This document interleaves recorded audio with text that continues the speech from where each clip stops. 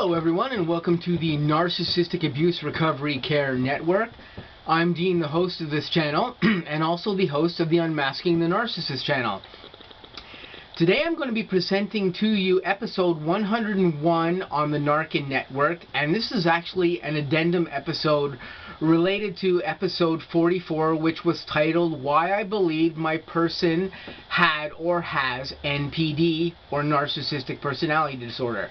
So I'm presenting this follow-up episode to talk to all of the N.A.R.C.N viewers about what I think another possibility may be with what happened with the person I was dealing with in 2017. And to be more specific, this is not my narcissist that I was dealing with between 2011 and 2016.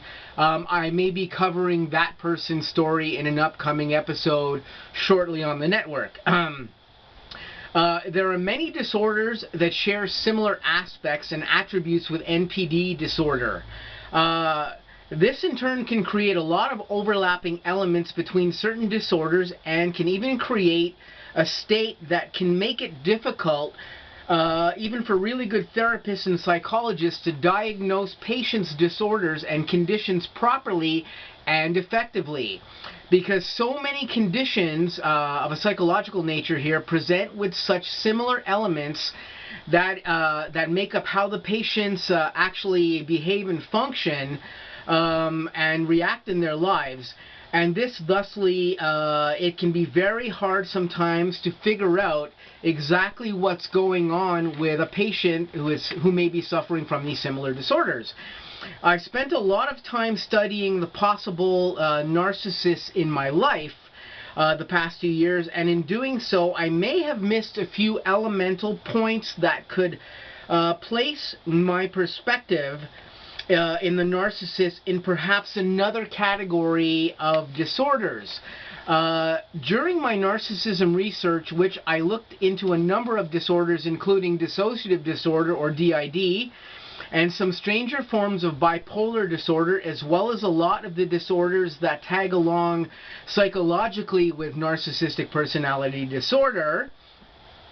But two disorders and conditions I did not study very much just happen to be disorders that can indeed mimic a lot of the traumatic type reactions and responses that are present in narcissistic personality disorder. One of these disorders is actually not a disorder within itself.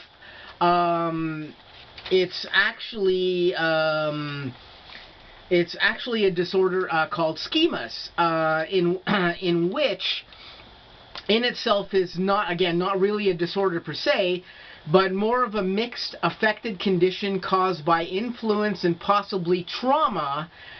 And the second one is ASPD, otherwise known as Antisocial Personality Disorder, which is recognized by a lot of experts as the female version of bipolar disorder in a lot of psychiatric circles and amongst very renowned psychologists. These two other disorders can readily mimic N.P.D and many of the things in N.P.D, and also share a number of the same behavioral factors with narcissistic personality disorder behaviors. We will discuss the specifics of these two disorders in greater detail in some upcoming episodes, but we will give you a few of the common points or behaviors between these disorders and how they are similar to N.P.D.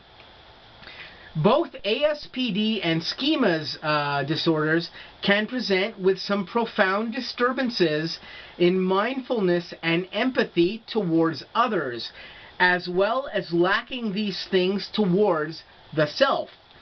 Both schemas and ASPD sufferers can display varying degrees of lack of these traits, with ASPD showing much more increased tendencies towards disregard and self-harm than it actually presents in schemas patients. But the correlation and commonality in these conditions is clearly being proven with current scientific analysis and study into these related conditions. Now, both the conditions of schemas and ASPD share a lot of the common traits. Like I just said, we will go into this, the specifics of these things, in some other upcoming episodes to give you guys a little bit more of a clearer view. But as science is going along here, it's understanding more and more and more how all these disorders relate together, along with the things that are within narcissistic personality disorder. And very commonly, like I was saying earlier in this video, psychologists find this very hard to determine between what's going on with the patients that are suffering from these things from patient to patient. Now, we'll discuss a little bit further here in part 2 of this episode 101, which will be coming up right after this. And we're going to go into a little bit more of the details and the other things that go along with the schemas disorder and with N.A.R.C.N disorder. And we'll talk about their common things as well as the other things that are related in here like this. So I'm going to say to you guys, this has been part 1 of episode 101. Stay tuned. I'm going to present part 2 of episode 101 shortly. Plus, I'm going to have a lot of new content coming up on the N.A.R.C.N network, and also will be on the Unmasking the Narcissist channel. Stay tuned. Have a great day, and I'll catch you really soon.